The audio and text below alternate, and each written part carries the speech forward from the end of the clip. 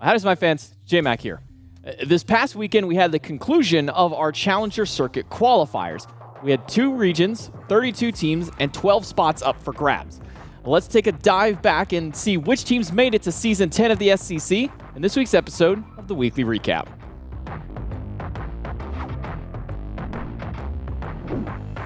Every single set this weekend was a qualifier match. On Friday, we had 3 of them over in the European region. Crank versus the Olympic Pulse kicked us off on our Friday. Crank was the fan favorite to qualify, and they certainly delivered with a 2-0 sweep over the Pulse.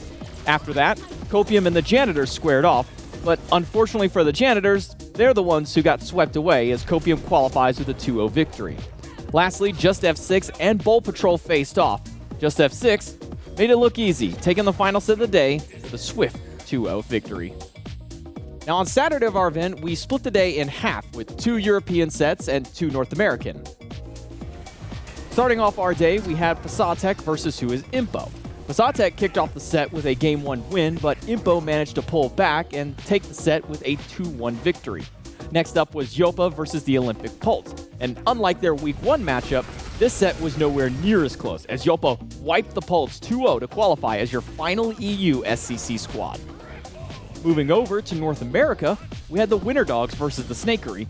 The Dogs' bite was just as mighty as its bark, as the Winter Dogs with ease took the set 2-0.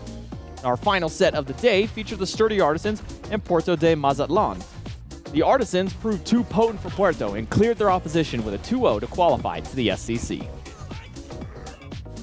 Our final day of play of the event was strictly North America to qualify our last 4 teams. First up, we had Contrary versus Late Night Raijin, and Contrary made quick work of Late Night, sweeping the set 2-0 to qualify. The second set featured 8 is Too Late versus What We Learned. While 8 is Too Late took game number 1 to start out the set, What We Learned lived up to their name and adapted to their competition, pulling back the next 2 games to win out 2-1. Third set was Puerto de Mazatlan versus Akihi. Puerto, now in the lower bracket, cleaned up their gameplay and dominated their set in 2-0 to join the SCC. Our final set of the weekend was 8 is Too Late versus Primakami Inc. Primakami didn't need much time to pick apart the Too Late squad, as Primakami joins the NASCC with a 2-0 to end the week. And there you have it. We've now solidified our 12 teams moving forward for the SCC in Season 10. And now you can see what their new team brand names will be moving forward. Copium, now the Niflheim Wargs. Nice Try, now Hex Mambo. Just F6 has become the Tartarus Titans. Crank has become Yomi Tanuki, who is Impo for the Olympus Bolts, and Yopa now to the Solar Scarabs to round out EU.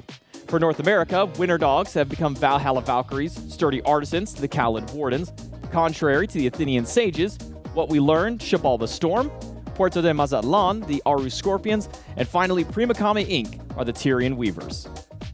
If you want to watch more SCC action, then make sure that you tune in Friday through Sunday every weekend, both before and after the SPL, as we'll be airing the EU SCC in the morning and then the NA SCC in the evening.